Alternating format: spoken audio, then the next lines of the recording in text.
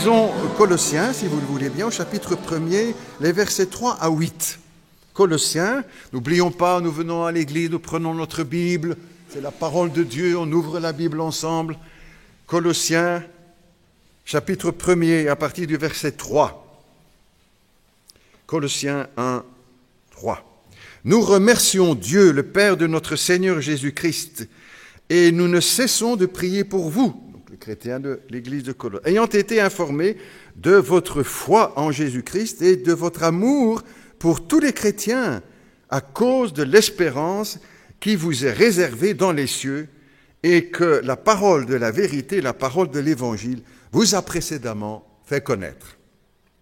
Il est au milieu de vous, l'Évangile, il est au milieu de vous, et dans le monde entier, il porte des fruits, il va grandissant, comme c'est aussi le cas parmi vous, et parmi nous aussi aujourd'hui, au XXIe siècle, depuis le jour où vous avez entendu et connu la grâce de Dieu conformément à la vérité, d'après les instructions que vous avez reçues d'Épaphras, notre bien-aimé compagnon de service, qui est pour vous un fidèle ministre, serviteur du Christ, et qui nous a appris de quel amour l'Esprit vous anime. Un peu plus loin, si vous le voulez, chapitre 4 maintenant, Colossiens 4. Colossiens, chapitre 4, à partir du verset 12, quelques versets encore là. Colossiens 4, à partir du verset 12. Épaphras, qui est des vôtres, il était de l'église de Colosse, vous salue, serviteur de Jésus-Christ, il ne cesse de combattre pour vous dans les prières, afin que, parfait et pleinement persuadé, vous persistiez dans une entière soumission à la volonté de Dieu. Car je lui rends, à Épaphras, je lui rends le témoignage qu'il a une grande sollicitude pour vous, pour ceux de Laodicée, une autre église, et pour ceux de Hiérapolis. Luc, le médecin bien-aimé, vous salue, ainsi que Démas. Jusque-là, les textes que je vous propose pour ce matin. Le titre aussi que je vous invite, que je vous propose, sans faire référence au football, parce que je crois qu'on avance de plus en plus vers la saturation, mais quand même le titre va éclairer une équipe gagnante. Une équipe gagnante. L'apôtre Paul a toujours travaillé en équipe, jamais seul, en équipe, avec des équipiers, avec des frères et sœurs en la foi, entouré qu'il était pour apporter la parole de Dieu. On connaît quelques-uns de ses coéquipiers, Timothée, bien connu, Tite également, à qui il s'adresse dans une des épîtres dans les Écritures. D'autres sont moins connus, et je vous propose que nous arrêtions sur eux ce matin. Tous leurs noms se terminent en « as ». Et je vous propose les 4 as de l'apôtre Paul. Épaphras, Barnabas, Aquilas et sa femme, Priscillas, ainsi que Silas. Tous les enfants qui jouent aux cartes à bataille savent que les as, c'est toujours bien d'en avoir dans son jeu. Quand on en a un, si on a les 4, tant mieux. Même chose aussi pour l'apôtre Paul, quand les équipes sont complètes. Il est précieux d'avoir des as aussi dans les églises, dans toutes les églises. Et nous allons évoquer quelques-uns d'entre eux ce matin. Le terme est employé aussi très couramment dans différents domaines. On parle des as de la cuisine, des as du bricolage, des as du piano, on en a dans notre église, des as de la guitare, on va les mettre aussi, etc. Des as de l'ordinateur, des as du vélo, il y en a parmi nous aussi, des as de la débrouille, il y en a aussi, des as du foot aussi, et aussi l'as des as. Jean-Paul Belmondo, mais ça c'est du cinéma. On ne va pas trop s'arrêter là-dessus non plus. Ce matin, je vous propose, en ouvrant la Bible, donc, de découvrir 4 as bien particuliers, une équipe gagnante qui entourait l'apôtre Paul dans son ministère. Et pour nous aussi, nous lancer le défi ou nous faire réfléchir dans notre Église, dans mon Église. Est-ce que je suis un as ? Sans gloriole, tout ça, pas de ça qu'on parle, comprenez bien. Est-ce que je suis un as dans mon Église ? Épaphras, tout d'abord. Il est de l'église de Colosse, on a vu cela. Il n'a pas un très joli nom, Épaphras. On n'a jamais entendu dans nos églises des enfants qu'on appelle Épaphras. D'autres, oui, de très beaux noms, mais pas tellement celui-là. Pourtant, une personnalité fameuse, ce Épaphras dans les Écritures. Il est appelé ici par l'apôtre Paul le bien-aimé compagnon de service et fidèle ministre de Christ. Quelle belle carte d'identité, n'est-ce pas? Quelle belle carte d'identité, je ne sais pas ce que vous mettez vous ou moi, mais bon, ça ferait pas mal, ça. Bien-aimé compagnon de service et fidèle ministre de Jésus-Christ, serviteur de Jésus-Christ. Ce mot va revenir 3 fois dans la présentation de Épaphras. Serviteur, ministre. C'est bien de rappeler encore, je le fais assez souvent, mais c'est bien de le refaire encore, que ministre, c'est l'équivalent de serviteur. Et dans les Écritures, c'est le traducteur qui va choisir, selon le contexte, il va traduire ministre ou serviteur. Mais c'est le même mot dans l'original. Un ministre, c'est un serviteur. Le premier ministre, ce n'est pas une plaisanterie, hein. C'est le premier serviteur de notre pays. Mais je crois que beaucoup l'ont oublié. On oublie aussi parfois que le pasteur, c'est un ministre. Ministre du culte protestant.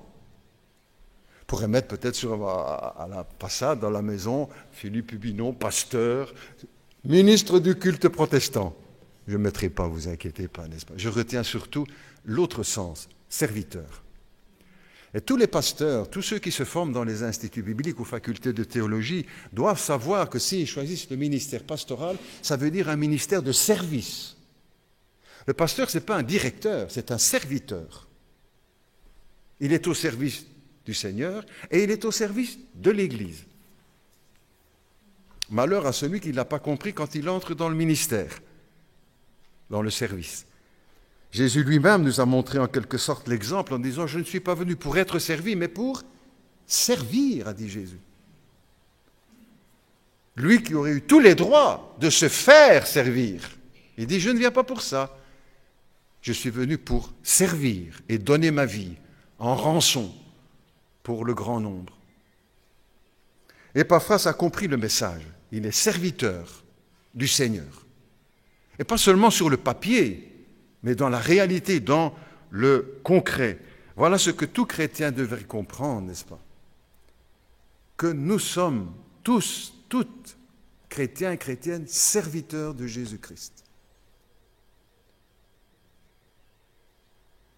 Et de nous mettre au service. On dira, oui, mais ça c'est quand même le pasteur, surtout, c'est lui. Eh ben, oui, c'est vrai, mais pas seulement lui. Ici, Épaphras n'était pas pasteur, il était équipier avec l'apôtre Paul. Mais il s'est fait serviteur. Et pas serviteur non plus. Vous avez vu qu'il était noté aussi fidèle serviteur. Oh, serviteur, c'est déjà bien. Mais fidèle serviteur, ça c'est encore mieux, n'est-ce pas? Il n'est pas serviteur à mi-temps, ou serviteur en apparence, ou serviteur un jour. Il y a des as du service un jour. Et lui, le lendemain, c'est fini. Quand nous avons travaillé ici dans le bâtiment, il y a 10 ans, un petit peu plus, et qu'on préparait les estrades là, au balcon, un des jeunes était avec nous. Pendant une journée, il a mis à peu près, on a fait estimer, 1000 clous. Pas n'importe où, 1000 clous. Et puis on ne l'a plus jamais vu. Bravo pour les 1000 clous déjà. Mais fidèle serviteur, c'est une autre dimension, et pour nous tous aussi. Peut-être que nous avons fait les uns et les autres des exploits à certains moments, et puis bouf, fini, on arrête, on s'assied, fidèle serviteur. Est-ce qu'il y a des as comme Épaphras à Charleroi? Oui. Oui. Qui sont fidèles serviteurs, fidèles servantes du Seigneur et de l'Église. Oui, oui, oui. Mais il en faudrait plus. Et pas seulement dans notre Église, mais dans toutes les Églises. Des frères, des sœurs qui s'engagent pour servir. Bien sûr, il y a des choses auxquelles nous participons, dont nous profitons dans l'Église. Mais il y a d'autres choses aussi que nous devons accomplir. Alors que personne qui a entre 80 et 90 ans ou 100 ans se dise « Ah, c'est pour moi qui dis ça ». Il y en a beaucoup qui pourraient le faire, plus jeunes, en meilleure santé. La question est à se poser, sinon on dit du bien pour Épaphras, mais ça n'a aucun effet sur nous. Et moi, qu'est-ce que je suis dans tout ça? Un fidèle serviteur? Est-ce qu'on peut compter sur moi dans l'Église? C'était aussi un as de la prière, Épaphras. Un as de la prière. Il ne cesse de combattre pour vous dans la prière. J'aime bien cette formule de l'apôtre Paul. Combat de la Bible, de l'Esprit. Combattre dans la prière. Tout le monde n'a pas cette conception de combat dans la prière. De oh, pasteur, prier, on peut prier assis, on peut prier dans son lit. C'est pas vraiment un combat. Mais si, le combat de la prière. Et Épaphras, ce fidèle serviteur, était un de ceux-là. La prière, c'est un combat. Et plus on est de combattants, plus on a de chances de gagner, de remporter des victoires. Ce n'est pas seulement le nombre qui compte, c'est vrai, hein, je sais bien ça aussi. Mais ça compte quand même. Ce n'est pas la même chose si on est 10 à la prière ou 100. De notre côté, on est plutôt 10. Le vendredi soir, en tout cas. Épaphras était un combattant de la prière. Plusieurs chrétiens, je crois, sans blesser personne, n'y croient pas vraiment, n'est-ce pas, au combat de la prière. Sinon, ils prieraient plus à la maison, ils prieraient plus à l'église, en famille, en vacances, en semaine, le week-end. Ils sont vraiment convaincus que c'est un combat et que dans ce combat, on peut remporter des victoires. Voilà ce dont toute Église a besoin, des as de la prière. Question aussi pour nous, est-ce que j'en fais partie? Est-ce que j'en fais partie, moi qui vis dans l'Église ici à Charleroi, un as de la prière? Ça ne veut pas dire qu'on passe toute sa journée à genoux. Ça veut dire qu'on est tout le temps en communion avec Dieu. C'est ça la prière. C'est la communion, les paroles, où on est en voiture, à la maison, à la vaisselle, dans le jardin, au thon, au boulot, en faisant son boulot, mais dans la communion avec le Seigneur. Seigneur, aide-moi, encourage-moi, aide-moi, protège-moi, veille sur mes enfants. Toute la journée, en communion. Pas des prières qu'on va réciter parce que c'est l'heure de la prière et que, bon, non. Prière du cœur. Qu'est-ce que j'ai sur mon cœur maintenant? Je le dis au Seigneur. Un as de la prière. Et puis encore, un peu plus loin, on n'a pas lu le texte parce qu'on aurait pu en lire encore beaucoup, dans l'épître à Philémon, une épître qu'on ne lit pas souvent, il est aussi appelé, Épaphras, l'as, compagnon de captivité. Compagnon de captivité. Épaphras n'était pas seulement là pour les campagnes d'évangélisation, les voyages avec l'apôtre Paul, pour rencontrer tel ou tel frère, ou même pour la prière, pour les victoires, très bien, mais il est là aussi avec Paul, en prison. En prison. Nous prions régulièrement aussi dans l'église le dimanche, mais aussi le vendredi, et plusieurs fois pendant la semaine, pour des frères qui sont en prison maintenant. Pas de notre église, mais dans le monde, des chrétiens qui sont en prison maintenant, qui ne sont pas au culte, qui ne chantent pas Alléluia avec l'église, avec les musiciens, etc., qui sont en prison. Épaphras a accompagné l'apôtre Paul en prison. Pas seulement dans les moments glorieux où ça bouge, mais aussi quand ils sont dans les chaînes, parce que ce n'était pas les prisons, encore comme aujourd'hui, avec télévision, réfrigérateur. Tant mieux pour ceux qui sont en prison aujourd'hui, mais là c'était dans les chaînes, dira l'apôtre à un certain moment. Épaphras est là, avec l'apôtre Paul, et quand beaucoup ont abandonné l'apôtre Paul, il le dit lui-même. Dans 2 Timothée, le testament, on peut dire, de l'apôtre Paul, avant d'être exécuté, il écrit dans 2 Timothée, « Tous ceux d'Asie m'ont abandonné », il parle des chrétiens, hein. « Tous ceux d'Asie m'ont abandonné ». Un peu plus loin dans la même, « Démas m'a abandonné » pour le siècle présent. Encore un peu plus loin dans la même épître, « Tous m'ont abandonné », écrit l'apôtre Paul. « Et dans ma première défense, personne ne m'a assisté. » Tu te dis, mais les chrétiens, ils ont oublié l'apôtre Paul, qu'est-ce que c'est de ça, ils le laissent tout seul?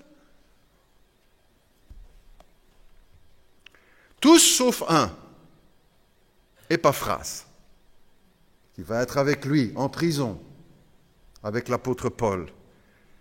Un atout, un as, Épaphras, Et c'est dans les jours difficiles que l'on reconnaît les vrais as. C'est dans les jours difficiles qu'on reconnaît les vrais as de la fidélité. Vous êtes-vous peut-être déjà pensé, mais tiens, vous avez déjà pensé, tiens, pourquoi est-ce qu'on n'a pas une lettre à Épaphras? Il a écrit à Timothée, il a écrit à Tite, il a écrit à Philémon, pas à Épaphras. Pourquoi? Parce qu'il était avec lui. Parce qu'il était avec lui en prison et à d'autres moments. Épaphras. Deuxième, Barnabas. C'est son surnom, en fait son nom c'est Joseph. Joseph. Et le nom qu'on lui a donné, Barnabas, ça veut dire, je l'ai appris, fils d'exhortation, fils de consolation. Quel beau nom, n'est-ce pas? Fils de consolation, fils d'exhortation, Barnabas. C'est la même racine que le nom qui est donné au Saint-Esprit quand il est appelé consolateur, paraklétos. Comme un avocat, celui qui est appelé à côté pour défendre. C'est dit de Saint-Esprit, c'est dit aussi du Seigneur Jésus, il porte le même nom aussi. Avocat pour nous défendre, celui qui est appelé à côté, pour aider, pour accompagner, pour consoler, pour prendre la défense. C'est le nom qui a été donné, fils de la consolation, à Barnabas, un as de la consolation.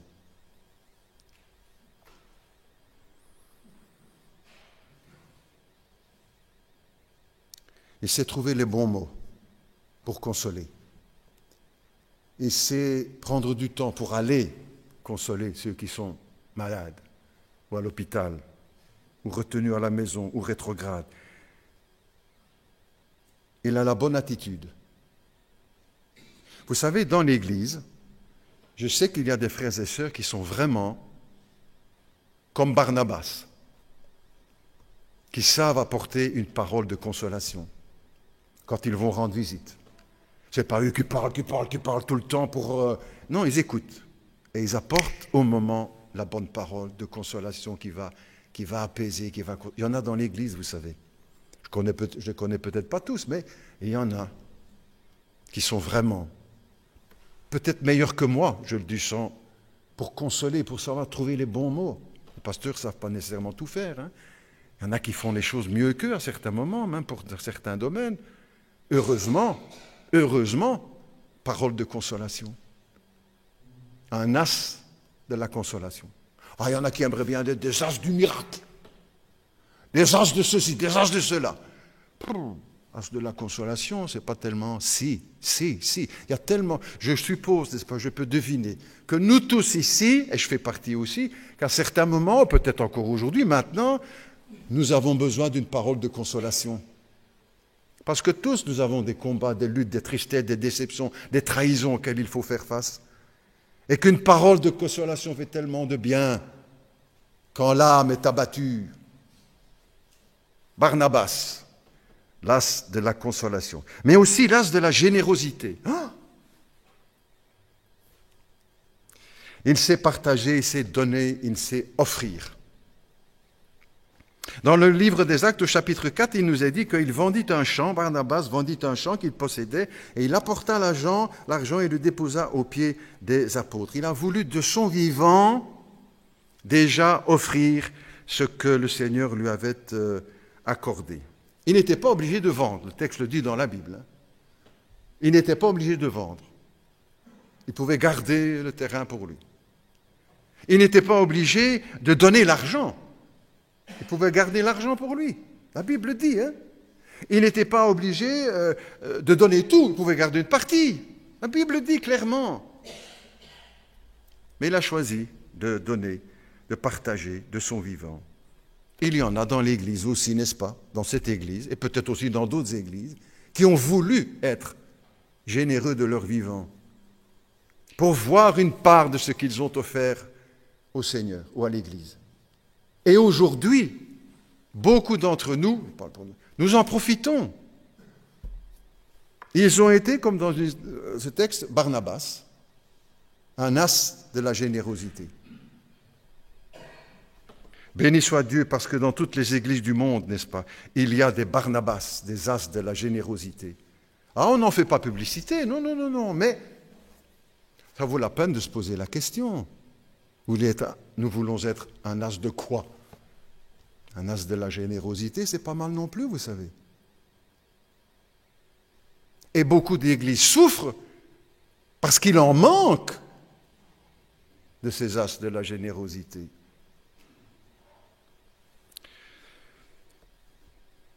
Barnabas a joué un rôle important dans le ministère de l'apôtre Paul. Nous souvenons que Paul était un ennemi de la foi avant de se convertir, un ennemi de l'Évangile, un ennemi du Christ, un ennemi des chrétiens.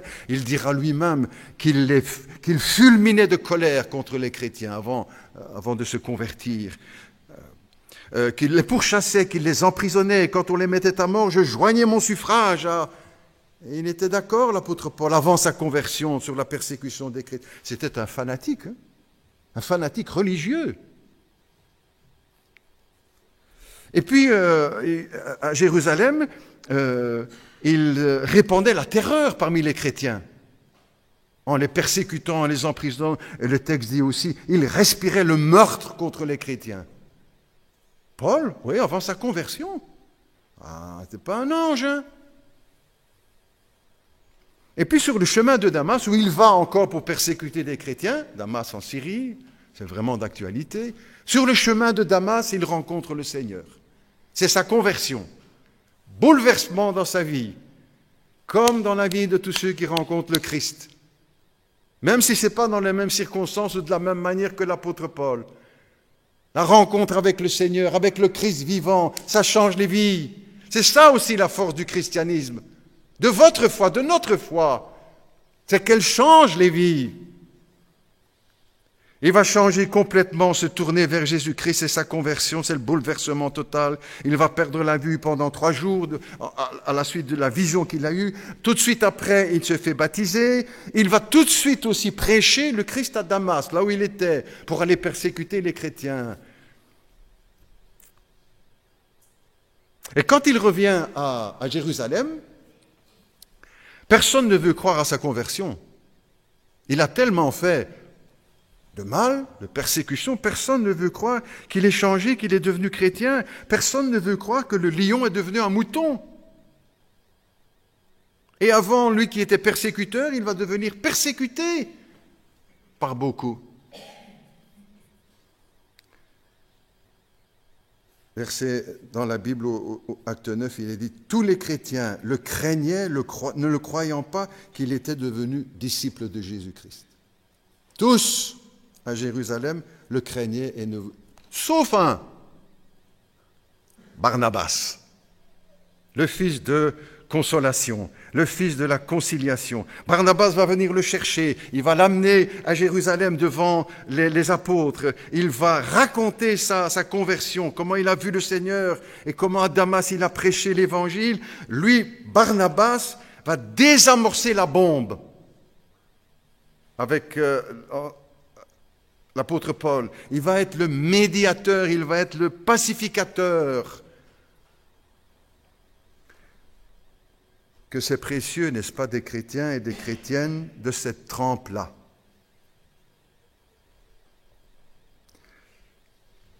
Que c'est précieux des hommes, des femmes comme Barnabas, des as de la conciliation, des as de la consolation, des as du dialogue, des as de la paix, qui n'allument pas le feu dans l'Église, et au contraire, qui apportent leur part pour la paix.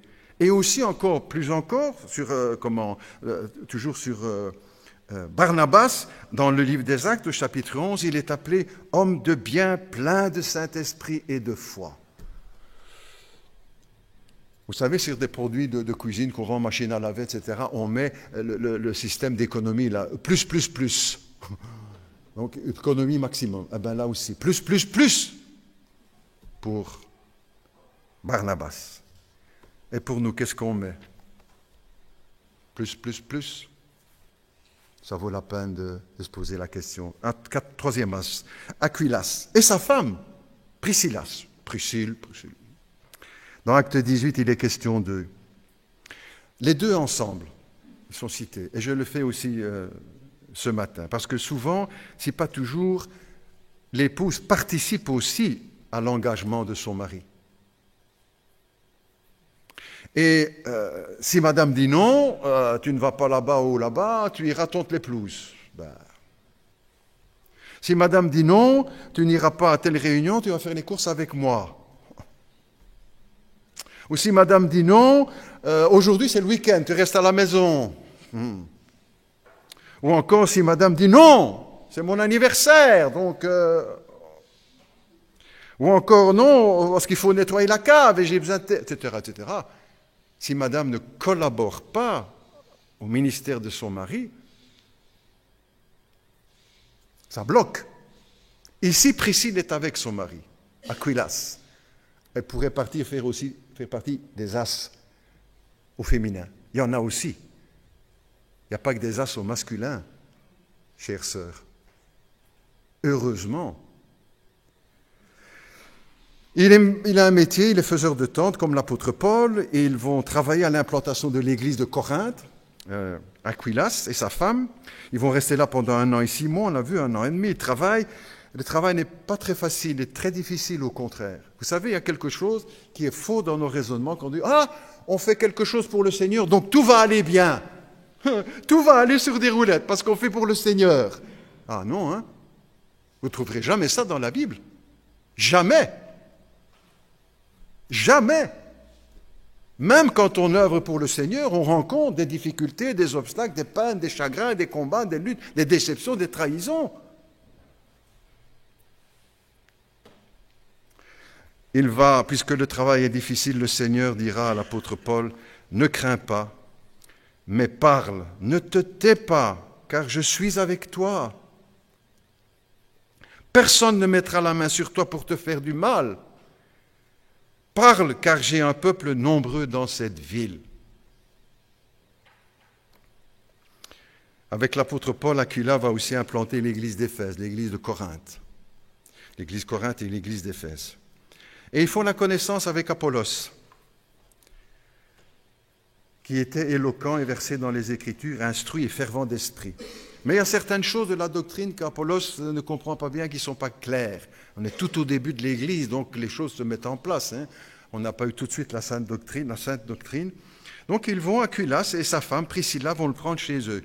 Leur maison était aussi une petite église, la maison de Aquilas et sa femme. Et ils lui exposèrent donc plus exactement la voie de Dieu. Donc nous voilà maintenant avec Aquila, un as, pourrions dire, de la sainte doctrine, un as de la théologie, un as de la parole de Dieu. Vous savez, nous pouvons prier pour que tous les étudiants qui sortent de théologie, de faculté, d'institut biblique, ou de centre de formation, peu importe, que ce soit vraiment des as de la parole. Des as de l'Écriture sainte, des as de la théologie, qui vont enseigner une sainte doctrine. Il faut prier aussi pour cela, et pour nous aussi, pour que notre foi soit fondée sur la parole de Dieu, pour savoir réfuter les fausses doctrines et exposer solidement la voie de Dieu. Vous savez, on entend parler, vous l'entendez comme moi, donc on dit du mal de personne, certaines églises qui sont en train de dérailler, qui partent dans tous les sens. Parce qu'il n'y a pas l'enseignement de la parole. Oui, la parole est là quand même, mais bon, il y a bien d'autres choses à faire. Et beaucoup partent dans tous les sens, parfois des choses qui nous consternent. Aquilas était fondé sur la parole et pouvait communiquer cela. Aquilas n'est pas le seul bon théologien au bureau, dans ses papiers. Hein. Il est sur le terrain aussi avec l'apôtre Paul. Il démontre par les Écritures que Jésus est bien le Messie. C'est-à-dire aussi que sur le terrain, ils risquent leur vie. La Bible nous dit qu'ils étaient pourchassés, Aquila et Priscilla et ses compagnons d'œuvre en Jésus-Christ, qui ont exposé leur vie, écrit l'apôtre Paul, pour sauver ma vie. Je répète, Aquila, c'était de ceux qui ont risqué leur vie. Et le mot qui est employé, qui ont risqué leur cou, leur nuque, leur trachée. Ça veut dire la décapitation. Et Paul dit, ils ont risqué leur vie pour moi. J'ai demandé s'il y en a qui sont disposés à risquer leur vie pour moi. Non, je ne ferai pas ça, vous inquiétez pas. Je connais la réponse. Et je ne voudrais pas que personne... Là, il le fait. Parce que c'était des temps de persécution. Et aujourd'hui, dans ces villes, dans ces pays où il y a la persécution, certains prennent des risques pour couvrir leurs frères et sœurs en la foi. Quel as que cet Achilas et son épouse, as de la fidélité. Un dernier, on arrive au bout. Silas, à la conférence de Jérusalem, première grande conférence, et question de théologie se pose à l'Église. La suivante, très simple. Les non-juifs qui se convertissent, doivent-ils se faire circoncire? C'est un tournant décisif dans l'histoire de l'Église, du christianisme primitif. Si la décision du conseil de l'Église de Jérusalem dit oui, il faut qu'il fasse circoncision, c'est fini, c'est terminé du christianisme. Fini. Mais ensemble, ils vont prendre la parole, Barnabas et Paul, qui vont raconter leur ministère parmi les non-juifs, Jacques, le responsable de l'Église, qui va dire aussi non, il ne faut pas imposer ça aux non-juifs qui se convertissent. Alors les apôtres et les anciens de l'Église de Jérusalem vont écrire une lettre, voilà pour toutes les nations, voilà comment il faut agir. Non, on n'impose pas la circoncision aux non-juifs qui viennent de se convertir. Et ils vont choisir 4 délégués pour faire connaître cette décision du conseil de l'Église de Jérusalem. Et Barnabas, Priscillas fait partie, Achilas fait partie de cette équipe. Encore un as de la parole. C'est lui aussi qui sera avec l'apôtre Paul encore en prison dans la ville de Philippe, où le geôlier qui voit tout qui s'écroule dira « Mais qu'est-ce qu'il faut que je fasse pour être sauvé ?» Et Paul répondra « Crois au Seigneur Jésus et tu seras sauvé. » Il ne m'a pas donné un cours de théologie en 36 points, en grec, en latin, en hébreu. Crois au Seigneur Jésus et tu seras sauvé. Il n'y a pas que cela dans la Bible. Mais ça, c'est le début, c'est le commencement. Crois au Seigneur Jésus et tu seras sauvé. Silas est avec lui en prison.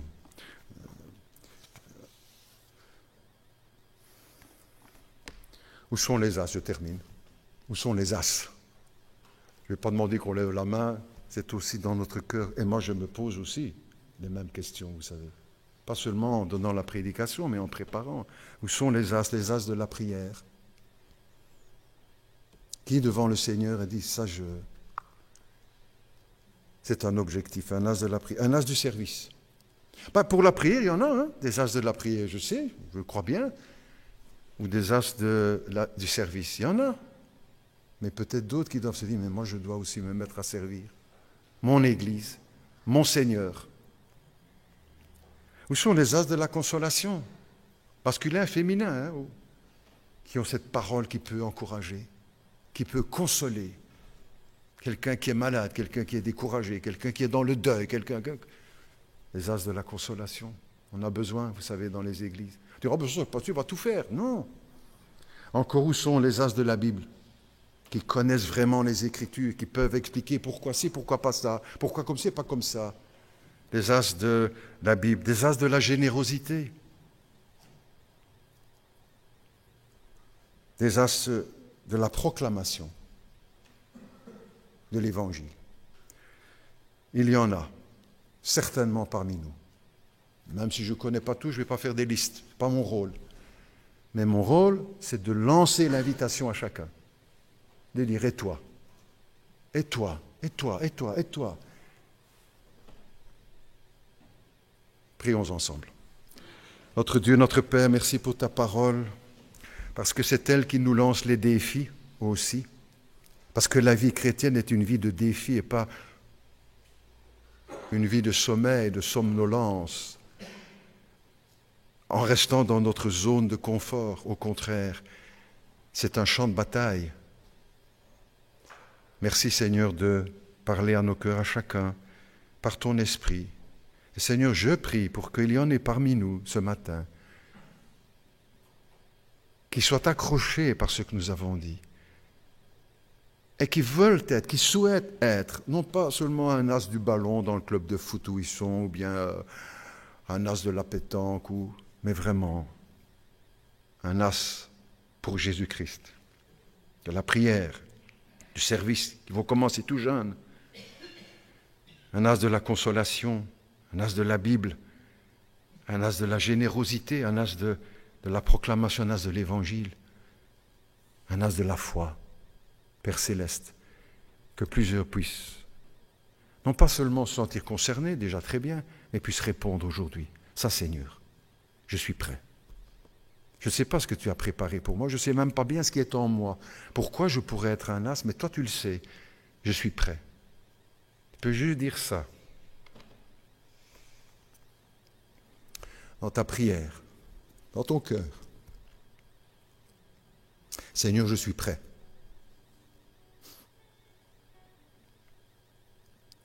Seigneur, je suis prête. Que ce ne soit pas seulement des mots, mais une réalité dans ma vie. Au nom de Jésus-Christ, le grand serviteur, le fidèle serviteur. Amen.